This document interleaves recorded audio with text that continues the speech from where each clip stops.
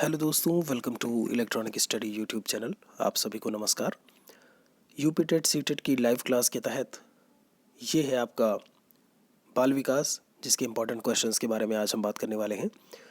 Video के last तक आप बने रहिएगा। जो CTET और UPTET आगामी परीक्षा की तैयारी में हैं, जिन्होंने फॉर्म भरा है, फॉर्म नहीं भी भरा है तो भी आप इसे ज़रूर ज्वाइन करें और क्वेश्चंस को सॉल्व करें।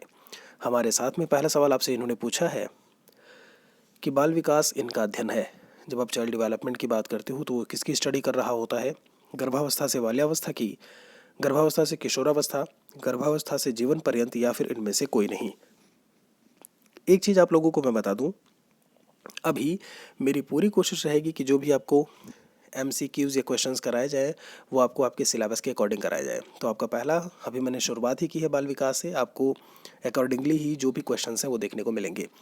यहाँ पर फर्स्ट क्वेश्चन में जब भी आप बात करते हो चाइल्ड डेवलपमेंट की स्टडी को लेकर के, वो आपका स्टार्टिंग से, मतलब गर्भावस्था से लेकर के इन्फेंसी स्टेज, वहाँ से जब आप बात करते हो कॉन्सेप्शन स्टेज, इन्फेंसी तो आपका शैशवावस्था हो जाता है, कॉन्सेप्शन स्टेज से लेकर के जीवन पर्यंत पूरे ज़िंदगी भर बाल विकास का अध्ययन चल रहा होता है। यहाँ पर आप किशोरावस्था तक इसलिए नहीं बोल सकते क्योंकि जो विकास की प्रक्रिया है वो जीवन पर्यंत चलने वाली प्रक्रिया है। तो ऐसे में जो करेक्ट आंसर आपका आएगा वो C आएगा। नेक्स्ट क्वेश्चन है आपका, बाल मनोविज्ञान तथा बाल विकास में प्रमुख अंतर क्या है?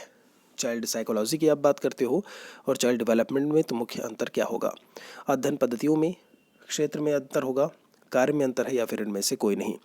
सेकंड क्वेश्चन की जब आप बात करते हो तो बाल मनोविज्ञान, ध्यान दीजिएगा, जैसे आप मन के विज्ञान को लेकर के बात करते हो कि ये आपका चाइल्ड साइकोलॉजी, एक छोटे से टर्म में आपने ये बोल दिया, या बाल विकास में बाल विकास के बारे में आप अध्ययन कर रहे होते हो कि उसका जो डेवलपमेंट है वो कैसे हो रहा होता है।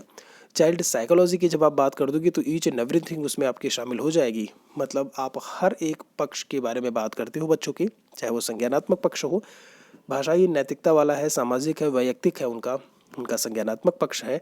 Each and everything will come under जो भी चाइल्ड साइकोलॉजी है उसके। ठीक है जी। तो यहाँ पर जो फ़र्क है देखने को मिलता है वो एरिया का फ़र्क देखने को मिलता है। नेक्स्ट क्वेश्चन है आपका यहाँ पे, बाल विकास इनका अध्ययन है बालक के विकास के विभिन्न पहलुओं का, each and every aspect of development of child, बालक के व्यवहार का यानी कि बिहेवियर ऑफ चाइल्ड, विकास को प्रभावित करने वाले तत्वों का यानी कि एलिमेंट्स जो कि अफेक्ट करते हैं डेवलपमेंट को, या फिर तीनों सही हैं। तीसरे सवाल के बारे में जब आप बात करते हो तो बालकों के हर एक पहलू या विकास के हर एक पहलू के बारे में आप बात करते हो, ये स्टेटमेंट एकदम से करेक्ट है, इसमें कोई दिक्कत नहीं है। पहले क्या था, बाल विकास किसे कहते थे? तो हम कहते थे, या फिर चाइल्ड साइकोलॉजी किसे बोलते थे? तो हम कहते थे कि जो साइकोलॉजी है वो मन का विज्ञान है। हमने कहा आत्मा का विज्ञान है, हमने फिर कहा कि वह चेतना का विज्ञान है, और फाइनली हमने बोला कि ये व्यवहार का विज्ञान है। तो ये भी करेक्ट है आपका। विकास को जो जो आपके फैक्टर्स अफेक्ट करते हैं उनके बारे में भी हम स्टडी यहाँ पर करते हैं। तो ऐसे में हमारा करेक्ट आंसर D आएगा। नेक्स्ट है, बाल विकास का अध्ययन महत्वपूर्ण है, किसके लिए महत्वपूर्ण है? एक अच्छे नागरिक के निर्माण के लिए, बालकों के व्यवहार को नियंत्रित करने के लिए, बालकों के सर्वांगीण विकास के लिए, या फिर उचित पालन पोषण के लिए। जब आप चौथे सवाल की बात करते हो, क्यों पढ़ते हैं हम चाइल्ड डेवलपमेंट, तो बिल्कुल सही है। ईच एंड एवरी थिंग, हर एक एस्पेक्ट से, सर्व अंग का विकास, सभी तरीके से जब विकास हो रहा होता है। गांधी जी ने भी सर्वांगीण विकास के बारे में काफ़ी कुछ चीज़ें बताई हैं। तो your correct answer will be option number B। चलते हैं आपके एक और सवाल की तरफ। 5 नंबर में आपसे कहा है कि बाल मनोविज्ञान तथा विकासात्मक मनोविज्ञान में अंतर क्या है? एक आपका विकासात्मक मनोविज्ञान बोल दिया है, एक आपका बोल दिया बाल मनोविज्ञान को लेकर के।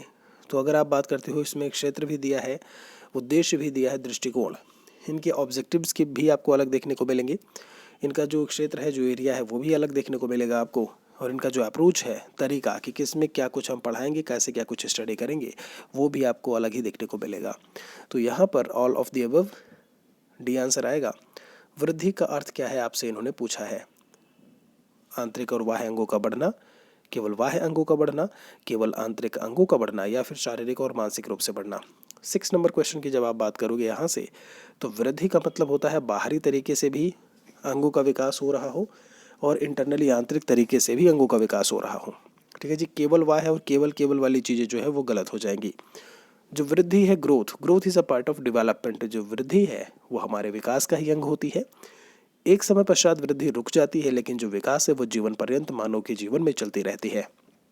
आपका जो करेक्ट आंसर यहाँ से आएगा वो ए आएगा। आप इसको ऐसे रिप्रेजेंट कर सकते हो कि ये आपका ग्रोथ है तो ये आपका डेवलपमेंट होगा, मतलब डेवलपमेंट में आपको ग्रोथ जो है वो देखने को मिलेगी। एक और सवाल है यहाँ पे कि विकास में होने वाले परिवर्तन किस प्रकार के होते हैं।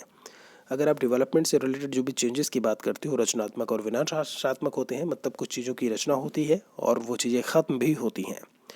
केवल रचनात्मक मतलब रचनात्मक ही लिखा हुआ है, विनाशात्मक लिखा हुआ है और शारीरिक। 7 नंबर सवाल की जब हम बात करते हैं, 3 स्टेजेस होते हैं, 3 स्तर देखने को मिलते हैं मानव जीवन के। पहला है उत्पत्ति, ओरिजिन। दूसरा उसका प्रोग्रेस या डेवलपमेंट होता है जहाँ पर वो जीवन जी रहा होता है। और तीसरा हम बोलते हैं डेक्लाइन, यानी कि अंत बोल देते हैं, जिसे क्या कहते हैं हम, अंत। इसको हम जन्म, इसको हम यहाँ पर विकास की बात बोल देंगे, और जो तीसरी चीज़ है वो अंत है। तो जो जन्म वाली चीज़ है वो रचनात्मकता से रिलेट करेगी, जो अंत की चीज़ है वो विनाशात्मकता से रिलेट करेगी। तो आपका जो करेक्ट आंसर होगा वो यहाँ से पहला निकल के आएगा।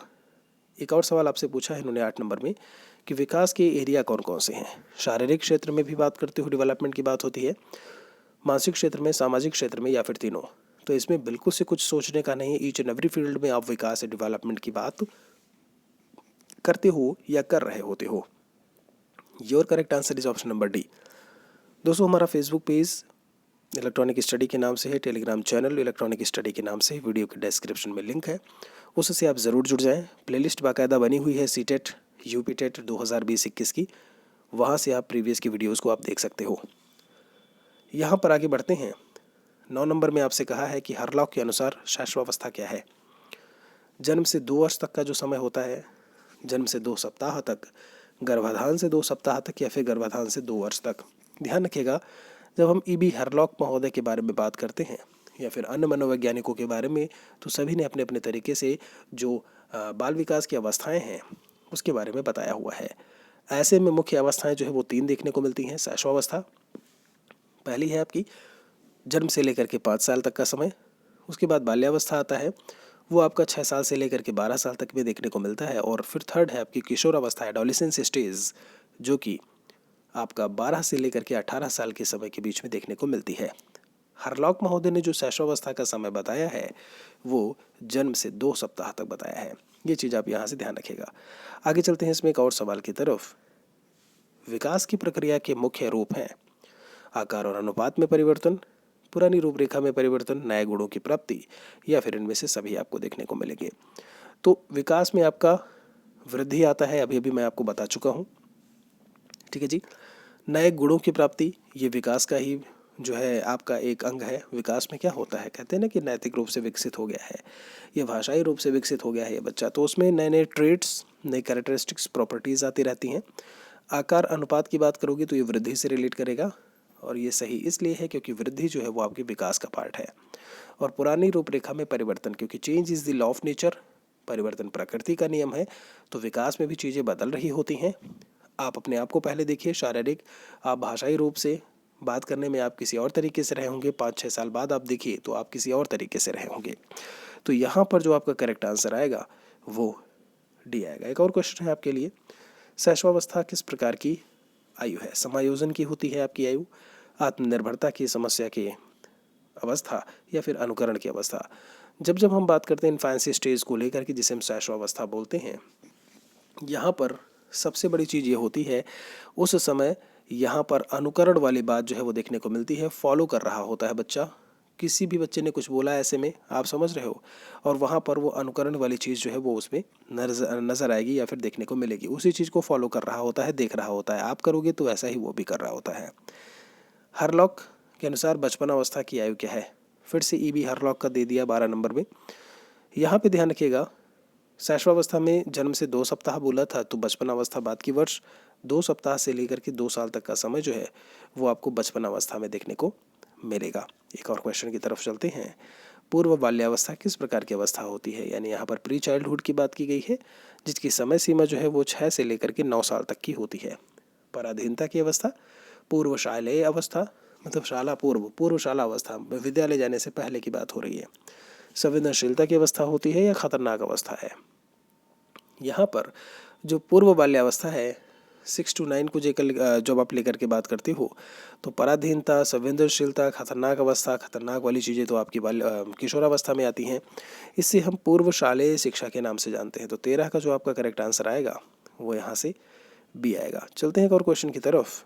किशोरावस्था वह अवस्था है जो लगभग होती है कितने से कितने सालों तक, अभी मैं आपको बता चुका हूँ। यहाँ पर 12 से 18, 16 से 18, 13 से 21 और 12 से 20 लिखा हुआ है। बिल्कुल सही है। 12 से 18 साल में जो है वो आपको एडोलेसेंस जो है वो देखने को मिलेगा, यानी कि किशोर अवस्था जो है वो देखने को मिलेगी। 2 वर्ष के अंत तक बच्चों के कितने दांत निकल आते हैं? 10 दांत हैं, 15 दांत हैं, 20 दांत हैं या फिर 24 दांत। ध्यान दीजिएगा, 2 वर्ष के अंत तक की बात की है। बिल्कुल सही है। यहाँ पर जो 15 का जो आपका आंसर आपको देखने को मिलेगा वो 20 दांत जो है वो निकल आते हैं बच्चों के।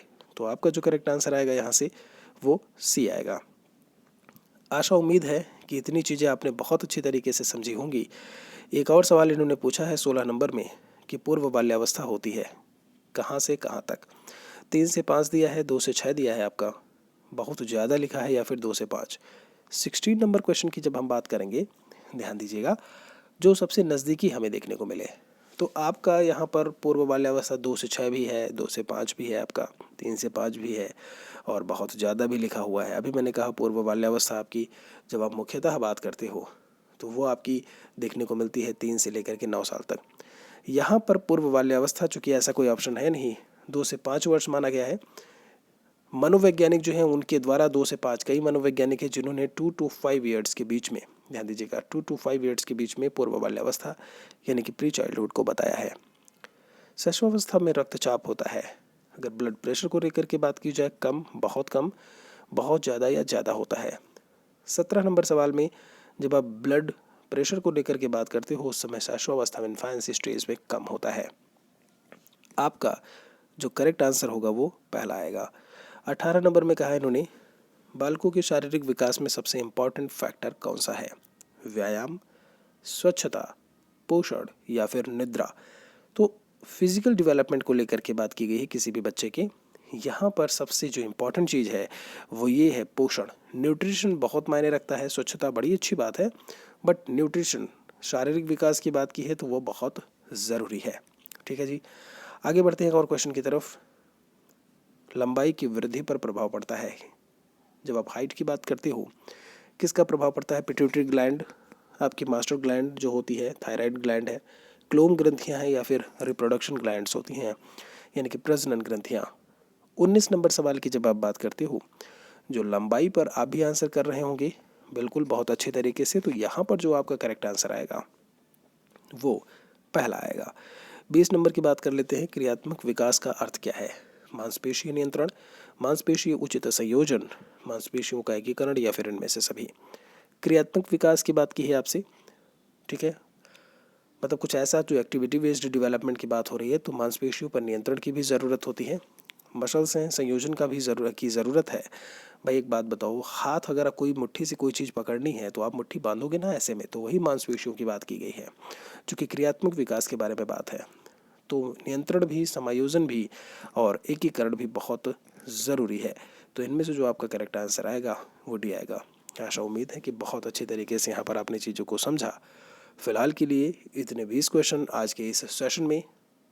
वीडियो को शेयर कर दीजिएगा अपने दोस्तों सहपाठियों के साथ में जो भी इसकी तैयारी कर रहे हैं। हम आपसे मिलते हैं एक और वीडियो में जल्दी ही। Thanks for watching.